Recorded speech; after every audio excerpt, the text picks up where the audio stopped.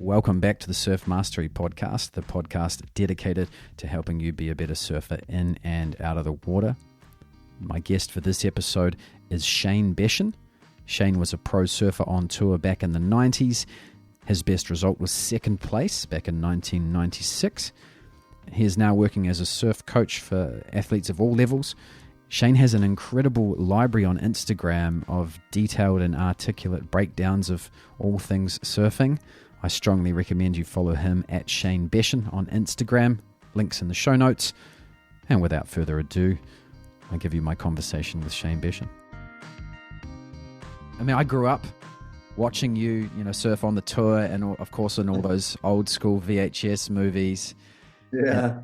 And then to see you, develop and go into the coaching world and start articulating some of surfing's, maneuvers and etc.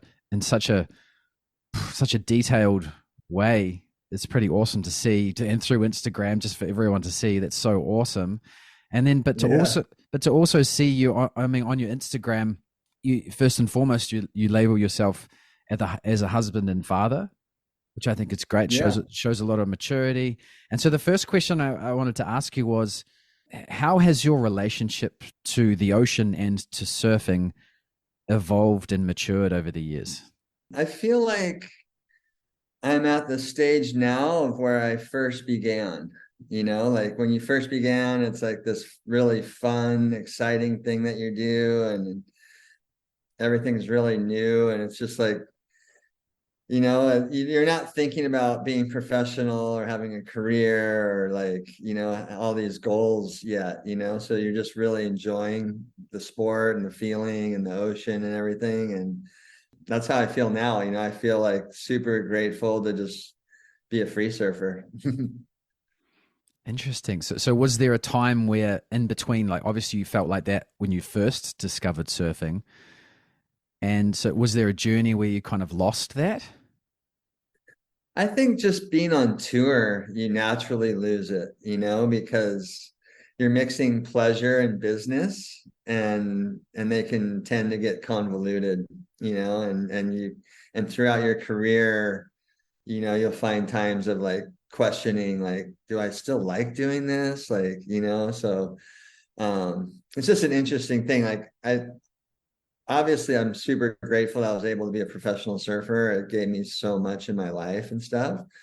But there's also another side to it that's really taxing, and it's just a very emotional roller coaster career to have. There's basically no job security, like within the events, within sponsorships, like just your whole career is kind of, living on the edge and balancing that, pleasure and business aspect of this really cool sport or art or, feeling that you started because of. Mm. Do you think part of that was in some ways necessary for you to surf at and progress to such a high level with such good technique? Yeah, for me, I always use contests as just that, as a driver to improve my skill set, and for me, it was always about having really good control over very difficult maneuvers and making difficult things look easy. That was always like my goal. And my mindset was always, the better I surf should equal the better I compete, because I'll be able to, if I can do certain things with certain waves that other people can't, then I should have an advantage, so that the contests are really cool in the sense that they really motivate you to improve, so that's a really positive aspect of competition, is, just pushing your skill set to a point where you feel confident in any conditions that you will go perform on a dime. How do you infuse some of that way of thinking into helps the non-competitive surfer improve? Well, actually, I've done a lot of coaching with non-competitors and it's really fun. I mean, and honestly, the recreational surfer has the most to gain from like the tips and kind of knowledge that I bring to the table, because there's certain key things in surfing technique where if you're not doing them, you can be really frustrated. And if you do change these little things, then all of a sudden you can go from like digging rail on your cutback all the time to having a really nice feeling cutback. And just that alone is just such a upgrade in feeling, like surfing's really interesting in that way. It can make you really stoked or it can make you really bummed. So like, and I just use that as an example because that's a really common thing, that if people get too excited, they tend to lean more over their front foot and dig a rail, and that feeling of digging that rail and, water going up your wetsuit leg and you're just like, like it's just not a good feeling. So yeah, I think the recreational guys have the most to gain, and just in the sense that if they're able to change a couple things, they can get drastic improvements. How do you help people to balance out that, okay, on this wave or for this space of time or this session, I'm going to focus on my technique, and then the other times I'm not going to think about it. I'm just going to sort of free surf and enjoy my progression. Do you find it, is there any equation or ways of talking about that's helping people? Well, video is key. Like one thing, especially with recreational surfers, is most people have habits within their body, like the way they move their arms or legs or stand or just any bodily habit. Most people have habits that they don't know they have. So like awareness is the first like key to learning. So the video, I really try to never ever coach anybody without showing them, because it's so much easier to see what you're doing wrong in slow motion than to have someone I just feel like no matter how good someone retains information, after a while of only talking, it just becomes like Charlie Brown, it's just want. They just, their own thoughts take over and they only really retain so much. And I was actually, we were testing some waves at one of the surf parks I'm working on in Arizona. And I had one of my friends out there, and that was the first time I really realized why I use video so much, because he was learning how to pig dog, or he's trying to learn how to pig dog. And I was in the water with him, so I didn't have the capability to show him any video, but I kept telling him in different ways the best I could, how to improve his technique. And he just kept going over the falls and kept doing the same thing that I was trying to help him correct. And it was a really interesting exercise, because it made me realize like, oh wow, that's exactly why I never tell anybody anything without showing them footage of themselves. Because once they see it, they're just like, oh, I was doing that. And it's like, yeah, like they literally do not feel what they're doing because it's just a habitual pattern. Mm. Are you seeing a lot of commonalities with surfers, like common mistakes? With like recreational surfers, yeah, Yep. like definitely. There's just a few key things that, recreational surfers don't do, and that's what I was telling you. Like if they're able to change these couple small key things, then they can actually improve a lot, they can surf a lot better. What are some of those? Well, like so for frontside, they're different things for backside and frontside. So one of the most key things that I tell basically everyone I work with to work on is to learn how to weight back or sit down more on your back leg when you're doing turns and carves. And like that's one of the key mistakes that people make is surfing's a balance of trying and allowing, and when you're surfing really good, you're like right in the middle, like you're in this sweet spot. And people call it the zone, or everyone has terms for it. Surfing's really interesting in the way that the fact that if you the second you start trying too much is when you start digging your rail and falling and start, so it's like this really interesting balance of allowing and trying.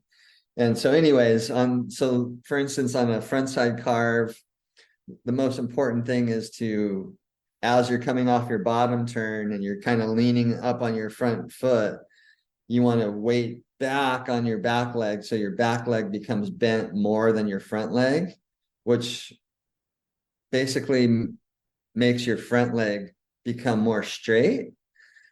And that does a variation of things. It lifts the board, the front of the board out of the water when you push the weight back. So that allows the board to wrap around cleaner.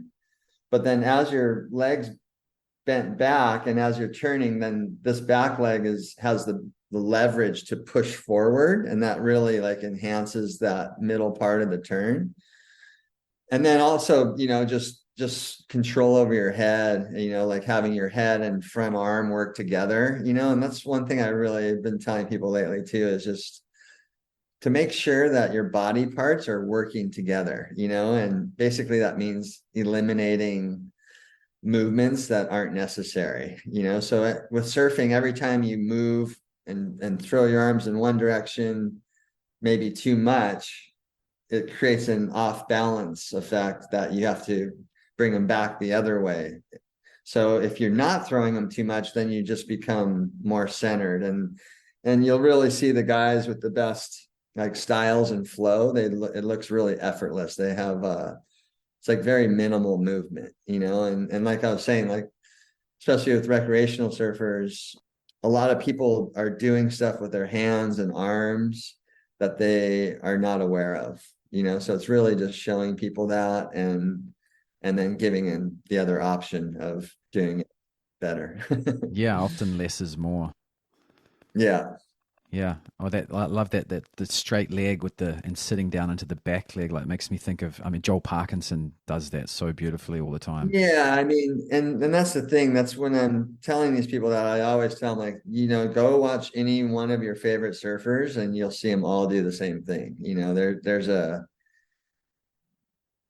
There's a standard kind of line that goes through every great surfer.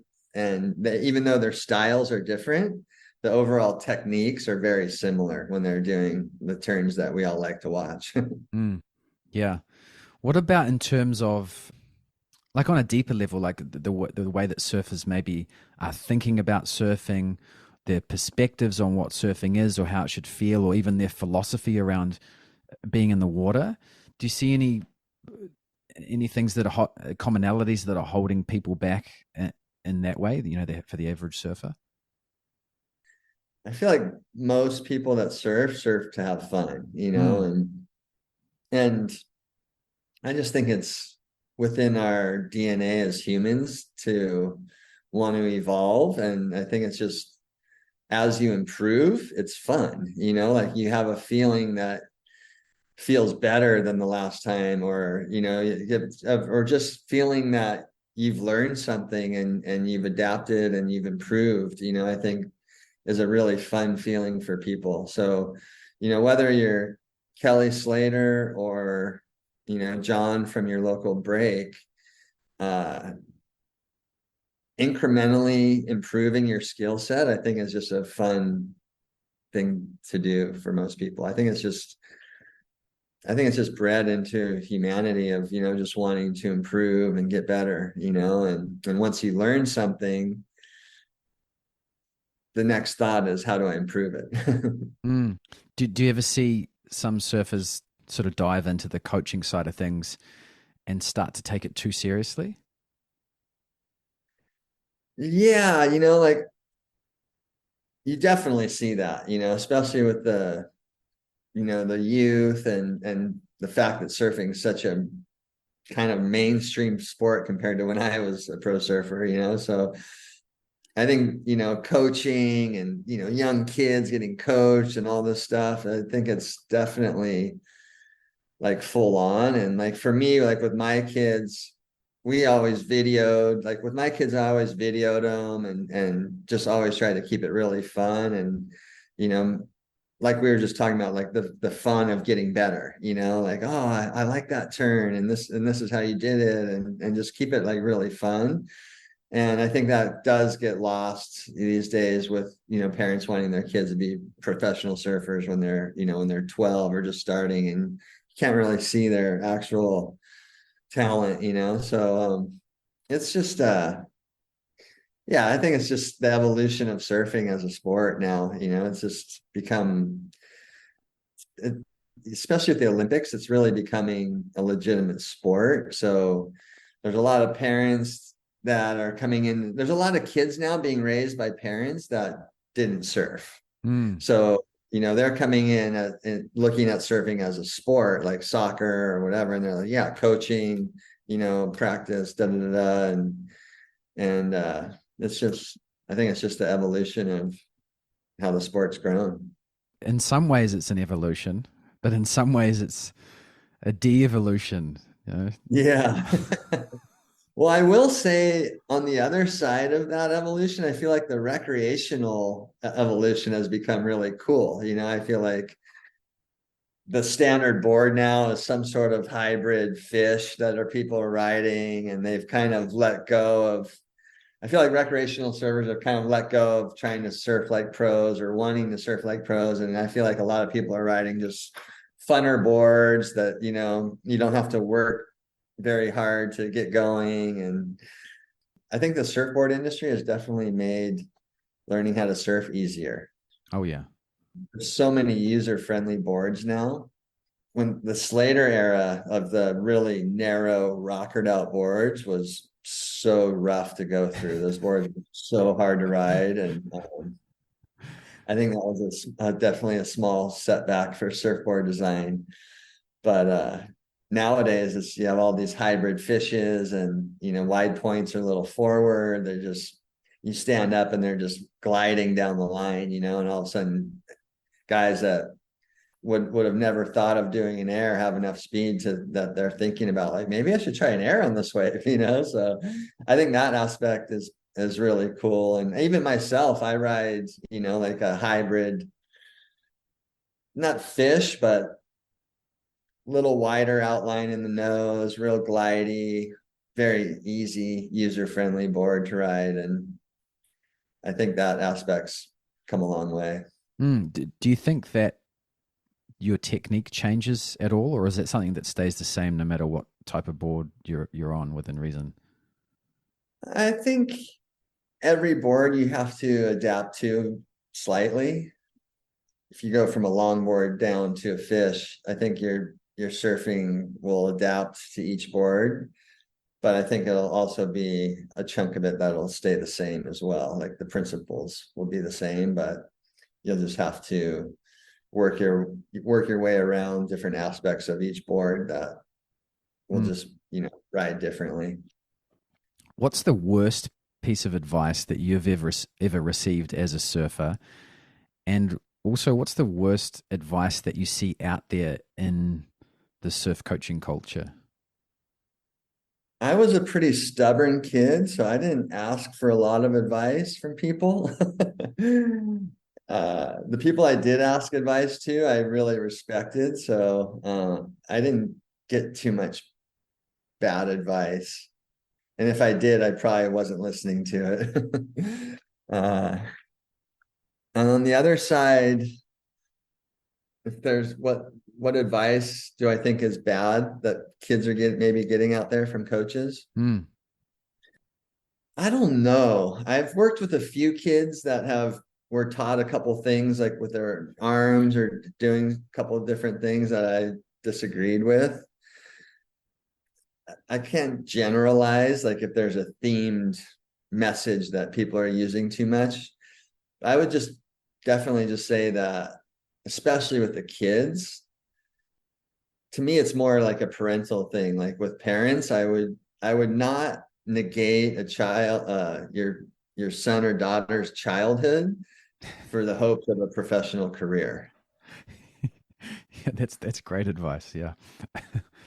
Because Yeah. you only get to be a child once in your life, and it's such a special time, like to have no worries and have fun and play games and have sleepovers and surf too and do everything, you know. So I think for me, that's the most important message I would give, is really like for the parents to let their kids be kids and have fun and play with their friends and not take the coaching and everything too seriously, because every human is born with certain skill sets, and some kids will just never be pro, no matter how much they want to. They just don't have the DNA or whatever it might be.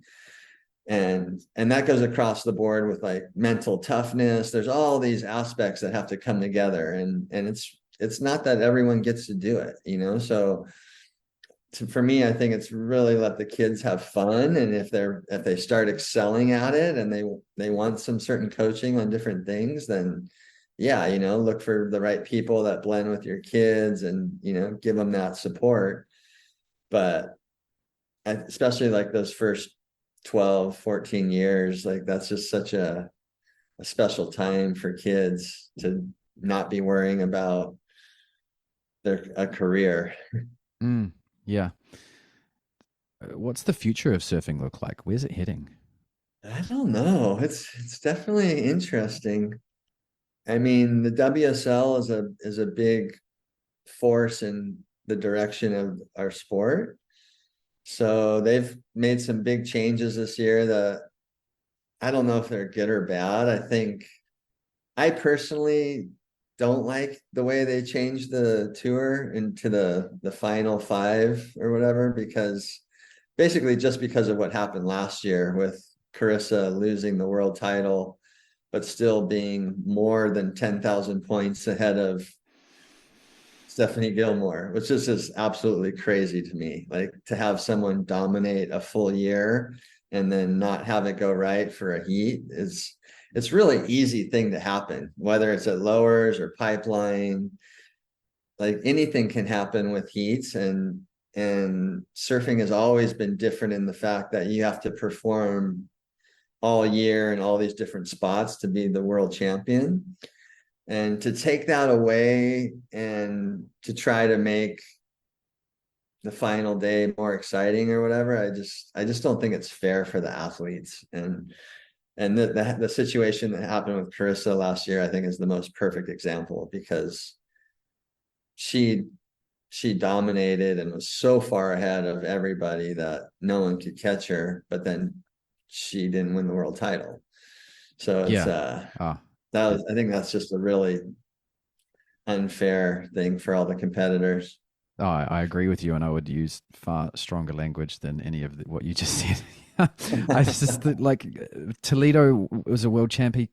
He just won't even charge Chopu, and he won. It makes no sense to me. The world champ is a rounded surfer who is just going to master every aspect of surfing, and that's how it used to be. And they have lost it. I also think that this year surfing's this magical spiritual pursuit as well as a sport, and the WSL is sort of removing itself from that aspect of it. And I think we're seeing the ocean respond. I mean, look at the waves that they got in Hawaii. Oh The yeah. ocean just said no, and then look what then the Dahui shootout took it in the right direction. It's like, you guys, you're not even going to wear jerseys, but go out there and look at the waves they got. Yeah, I mean, it's tough, you know. And the other side of things, like, just on that note, the other thing that I don't think is good for the sport is taking away the Triple Crown. You know, that was such, everyone put the Triple Crown right up there with the world title. And to turn it into a video contest, I think it was just a mistake, really. It was such a prestigious thing, it was a historic thing. It was historical heritage. Like, it was one of the most sought after goals amongst pro surfers. And to eliminate that I think was also a mistake, as far as just holding the sport in a really good place of progression and heritage and culture. Yeah, Because, you know, that was just yeah, it was just a really special thing to have, the Triple Crown. It was was a massive part of surfing history, and to just eliminate it, I think has done something to the sport here, especially in Hawaii. I think it just feels jumbled now the way the tour is. Yeah, it is a shame. I hope the WSL realizes a few things this year and gets back on track. And I think if they don't, eventually they'll just someone will come in and reshape it, hopefully, and bring it back to its roots. Anyway, Yeah, um, we'll see. yeah. What about? So I asked you about the future of surfing, and I see you've got some involvement within the wave pools. How do you think the wave pools are coming along, and where do you see that heading? Well, I think it's going to be great. I think it's going to be a really cool for events. I'm working on two projects right now. I'm working on a project called Waikai here in Hawaii, and that's actually going to be opening March 25th, in a couple weeks here. Oh, And cool. that wave is a standing wave, so it's a city wave technology. It's like a deep water standing wave, but it's 100 feet wide, so you can actually pump down the line across the wave, which is really cool. You get a lot of speed, and there's actually sections to hit. We'll be releasing some video here probably tomorrow. But so that's a one project, and that's really cool because everyone's so close, like for events and everything, like you can almost reach out and touch the surfers. So it creates this really intimate environment, and that's going to be really fun for different events and stuff like that. But then in Arizona, we're building Revel Surf. It's Revel Surf Park, and that's going to be within a bigger venue called Cannon Beach, which will have hotels and restaurants and some other like different really cool activities. But within that venue, I'm planning a masters event. So I'm excited for the venues to give back and like do really fun, cool events, because within a controlled environment, you can now sell tickets, you can sell VIP packaging, you can create hardpoint data for potential sponsors. And I think there's a way to really create a cool event that people are really psyched on, but that also gives back to the surfers of the sport. Oh, So really I'm cool. really excited to put together some events, especially the Masters, because I went to the Masters WSL event a few years ago, and it was on an island off Portugal, and no one really knew about it, and the prize money was pretty low, and I was just like, just looking at it as like, wow, like these are the absolute legends of our sport. Like they created our sport, and I feel like there's just such a better way to celebrate them. And now that I'm part of this venues, I'm looking at it in that aspect of how cool would it be to be able for someone to buy a VIP package to hang out with MR and Maiko and Rabbit, but then how cool it'd be to have those guys surfing, and everyone gets to watch them modern day, because it's cool. Like surfing's such a new sport that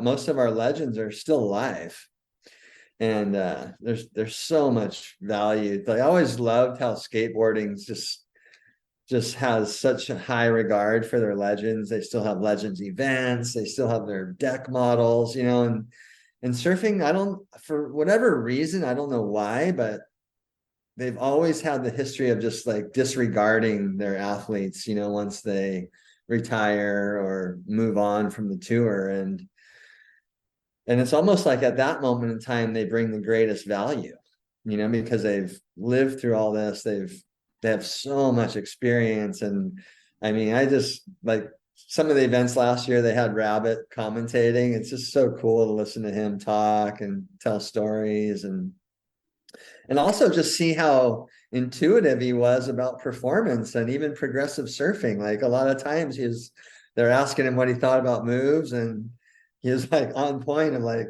oh, this guy, he didn't really get it on that one, but like just breaking stuff down. And yeah, it's so cool. Like even Barton Lynch is really good at doing that, and Yeah. Potter, and And now a lot of these guys aren't commentating. And I don't know. I just think it's so cool that the legends are still alive and surfing and ripping, like Mike Ho was in the Eddy. He's Yeah. 65.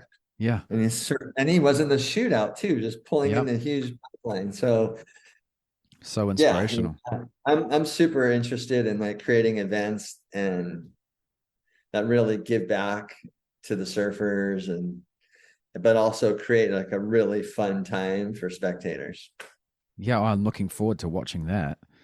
And Yeah. how do we keep up to date with the details on that event? Is that just through your Instagram or? There's there's an Instagram, Revel Surf. I Yep. can I can email you some of the tags, but Revel Surf, Cannon Beach AZ, Yep. those are the two Instagram pages for Instagram. And then the link on Revel Surf, it takes you to a website. You can sign up for a newsletter. So we'll be doing a newsletter and keeping everyone up to date on the stuff. Revel Surf's probably going to be opening early 24. So Mm-hmm. this will be all stuff we'll be planning for next year. Yep. But yeah, no, it's really exciting. And I love the phrase win-win, so I want to create events and situations where everyone feels like they're winning, and that means everyone's having a good time, everyone, feels valued, and everyone leaves with a really good positive feeling about the event. Yeah. Oh, that's awesome. And what about in terms of with your involvement with these wave pools and parks? Are you going to be offering anything to the general public at all in ways of coaching clinics or anything like that in these Yeah, facilities? for sure. So I'm going to be So all the free tips and I've been giving over the years and just like all the information I've been giving out, I'm basically going to be creating like coaching programs for these venues so that people definitely can come and get basically buy coaching for sessions and stuff at the venues. Oh, awesome. Okay, and Yeah. those that are So listening I'll that want be, to keep an eye on this, what's the best way for them to stay up to date with what you're doing in that space? well, I'll always be posting stuff, but so the lineup at Waikai or at the lineup at Waikai and Yep. revelsurf.com is the other one. But yeah, if it's not me coaching, it'll be people that I have taught how to coach. Yep. So basically, I'm going to be the one creating the whole system for coaching for for the venues that I'm involved with. Oh, awesome. Well, that's exciting. Well, just make sure that whenever you inform your Instagram followers of these new things that are happening, just tag me, tag the at Yeah, Surf Mastery, and then I'll just share it through my platform as well. And I just cool. encourage Yeah, everyone listening to, if you don't already, to start following Shane on Instagram. I will have links to his Instagram and also all the other things that he just mentioned in the show notes within this episode, and also the Instagram post cool. that is relevant to this episode when we release it. So, yeah. Are you based out of Oz or New Zealand? I'm back in New Zealand now. Yep. Cool. Well, if you get once these places are all open and you get out to America, I'll get you over and get some waves. Oh yeah, man. I mean, I want to be, bringing groups to Yeah, to these places to get involved yeah. with this sort of stuff. So that's No, where it'll the be future fun. is. It's one thing I want to tap on too with the surf parks is that I think a lot of people like get worried like, oh, it's gonna make the lineup so crowded and this and that. I think it's gonna be honestly the reverse because the energy and the vibe of the surf park to me is really why we all started. It's it's like pre-localism and like the other day we were doing a test session at the Waikai, and we had Kai Lenny there, myself. There was people that had never surfed before in their whole life that were riding in the same session. And I was just watching how stoked everyone was. And, like the better people are helping the people that aren't as good. And once you've learned how to surf to a certain level, like giving that back and watching other people improve is really the only way that you can get that stoke again. Because as you progress, you kind of lose that first feeling, because you're searching for these other feelings. But when you see that first feeling, it brings it all back to you. And it's such a cool thing to go surfing, knowing that everyone's going to get waves. There's no, like, if you're like next to me, I have no thought of like, oh, this guy is trying to get my next wave, or, all that negativity is eliminated, and it really just becomes like pure stoke. And I think that's something that the surf parks are really going to bring to surfers and first time surfers and surfers that have been surfing forever. I think it's the same in the fact that they'll get to go to these places and it's a guarantee. There's no trips or vibes or weirdness. It's just pure fun, surfing with your friends, high-fiving. And that's really the energy, I think, that brought us all to the table. I love that. And it's a great take. It might even take some of the crowds away from the, from the nature lineups too. I think so. I honestly believe so, because you're guaranteed so much riding time, and so many people are just, especially like California, it's just so crowded, and a lot of times you'll go surf for hours and catch a few waves, like where you're going to go surf in Arizona at Revel and you could potentially get barreled 15 times in one session, so, and paddling back out, watching your friends get barreled. And so like, it's this whole thing that's I think people are going to be really stoked on, and I think it's going to actually take people from the lineups. Awesome. Yeah, no, I'm so excited about this whole new wave park and wave pool future. It looks so exciting. Yeah, it's going to be fun. Yeah. All right, Shane. Well, thank you so much for your time. All right. Have a good day. Awesome, man. All right. Massive thanks to Shane for doing the show and for providing the content that he puts out there on Instagram at Shane Beschen. I've got Devin Howard coming up next, so make sure you're subscribed to the show. I am designing a surf trip, and I would love your input. What is your dream surf trip? Email me, mike@surfmastery.com. Until next time, keep surfing.